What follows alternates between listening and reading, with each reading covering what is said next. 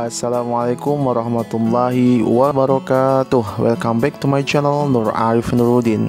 And today we are going to learn about our new material, and it is about recount text.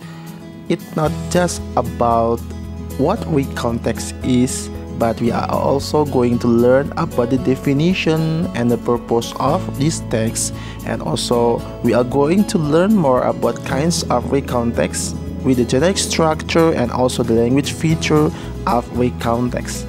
And this explanation will be conveyed by myself, Nur Arif Nuruddin. And don't forget to subscribe my channel. Jangan lupa ya buat di subscribe, di share, kemudian di like, dan juga dikasih masukan ke kita. Oke, langsung saja masuk ke pembahasannya. Oke, kita kini sudah punya recount. Sebetulnya apa sih recount itu? Kalau kita lihat secara detail, recount itu terdiri dari dua kata, ada re dan count. Kalau re artinya sebetulnya kembali, kemudian count itu mempunyai arti letterlek hitungan. Tapi apakah recount mempunyai arti kembali menghitung atau hitungan yang dikembalikan? No, karena recount itu sebuah teks, maka bisa kita artikan recount adalah menceritakan kembali, sekali lagi menceritakan kembali sesuai dengan urutan kejadian. Jadi makna dari count itu adalah sesuai dengan urutan ya. Oke, kita langsung ke definisi dari recount text itu. Ada yang bisa menebak kira-kira teks recount itu definisinya apa sih? Yaps.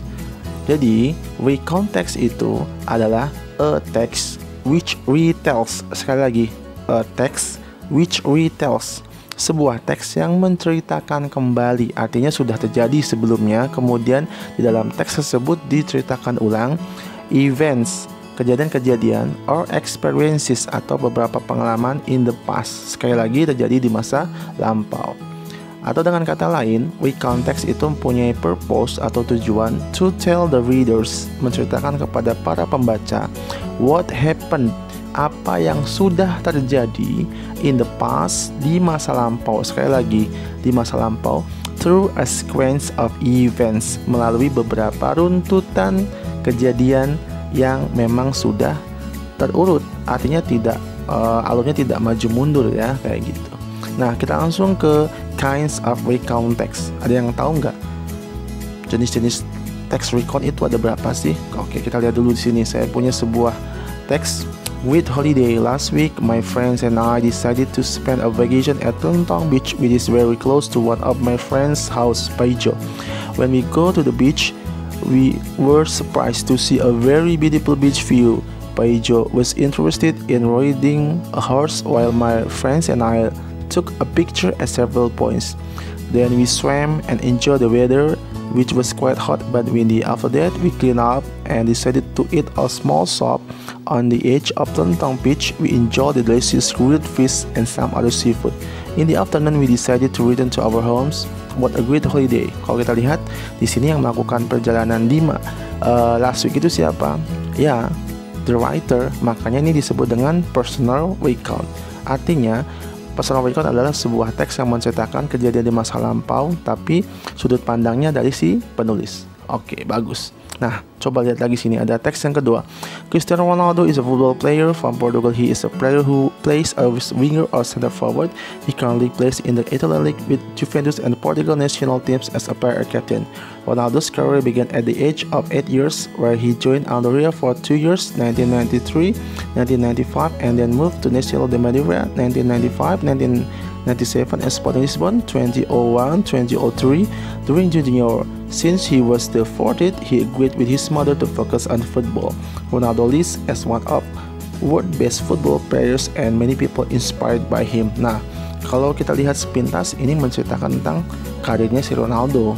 Nah, ini juga sudah terjadi, kemudian diceritakan kembali dalam teks ini. Ini biasa disebut dengan biographical recount atau biasa disebut sebagai teks biografi kalau dalam bahasa Indonesia. Nah, jadi ini beberapa contoh teks yang biasa muncul dalam jenis recount text. Nah, kira-kira ini yang terakhir apa ya? Ada yang bisa menebak? Bandung a Sea of Fire, Bandung Lautan Api. Kira-kira ini terjadi dan terkait dengan, ada yang tahu? Ya, historical recount text. artinya sebuah teks recount yang kaitannya dengan sejarah sebuah negara atau sebuah tempat. Jadi bukan legenda ya, tapi ini memang sejarah betul-betul terjadi di masa lampau dan mempunyai nilai histori bagi negara tersebut atau tempat tersebut. Oke, untuk lebih jelasnya lagi tentang isi recount, saya ambil contoh dari personal recount yang karena memang ini yang sangat mudah ya. Biasanya kalau personal recount bahasanya tidak terlalu high, tidak terlalu tinggi, langsung straight to the point karena memang yang dijelaskan dari sudut si penulisnya. Oke, di sini kita sudah punya teksnya, kita juga sudah punya text structure-nya, bagian-bagiannya kita akan bahas lebih detail. Kita juga sini ada language feature-nya. Kita langsung masuk ya di My Holiday. Last week, my friends and I decided to spend a vacation at Lantong Beach, which is very close to one of my friend's house, Paijo. Kita masuk ke text structure-nya. Nah, yang paragraf pertama ini masuk ke bagian orientation. Biasanya menceritakan tentang who, what, when, dan where. Sekali lagi, kita bisa lihat paragraf pertama ini termasuk ke dalam orientation.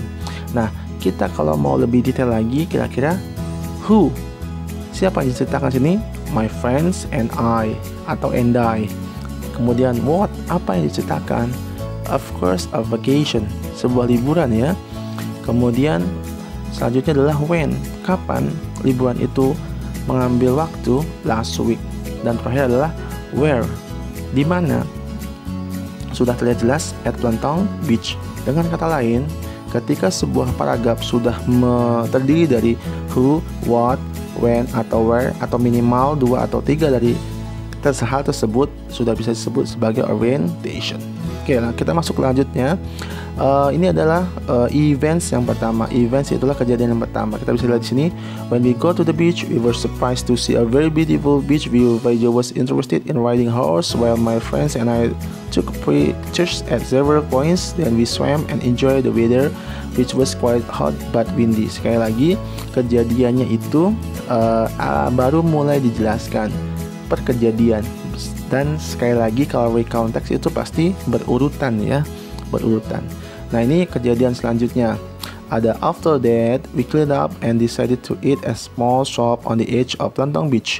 We enjoyed the delicious grilled fish and some other seafood. Nah, ini kejadian yang terjadi setelah kejadian yang pertama. Sekali lagi, dalam recount text itu terjadi kejadiannya memang berurutan, betul-betul berurutan.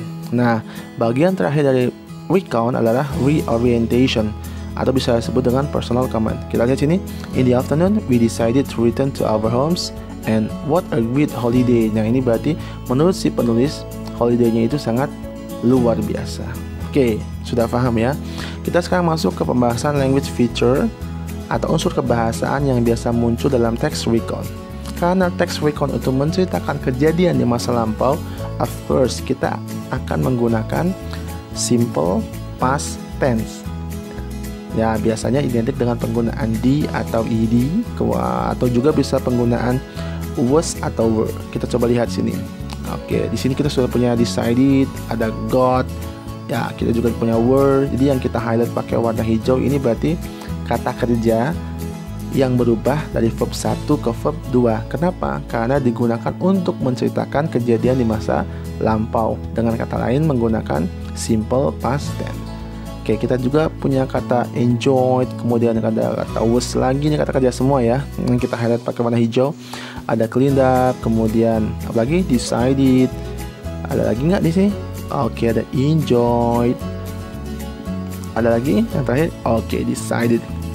Nah, selain dari penggunaan using atau simple past tense ini, kita juga punya language feature yang lain yang biasa digunakan atau muncul dalam text recount, yaitu time connectors. Biasanya digunakan untuk menyatakan runtutan kejadian. Sekali lagi ya, runtutan kejadian. Ada kata then, after, first, second, dan yang lainnya.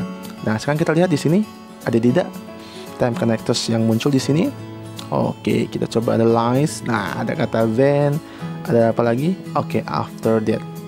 Nah, itu dia penjelasan sedikit yang mudah-mudahan bisa membuat kalian cukup paham tentang recount, khususnya tentang personal recount. Sekali lagi, Di sini ada bagian-bagiannya, ada orientation, ada events, ada reorientation, kemudian language featuresnya ada using simple past tense, kemudian ada juga time connectors. Oke, jangan lupa nanti di deskripsi dari video ini akan saya cantumkan link latihan supaya kalian lebih paham lagi tentang definisi, kemudian language features, dan apa yang ada di dalam text recon itu sendiri. Semoga bisa bermanfaat. Thank you on other video. Stay safe. Assalamualaikum warahmatullahi wabarakatuh.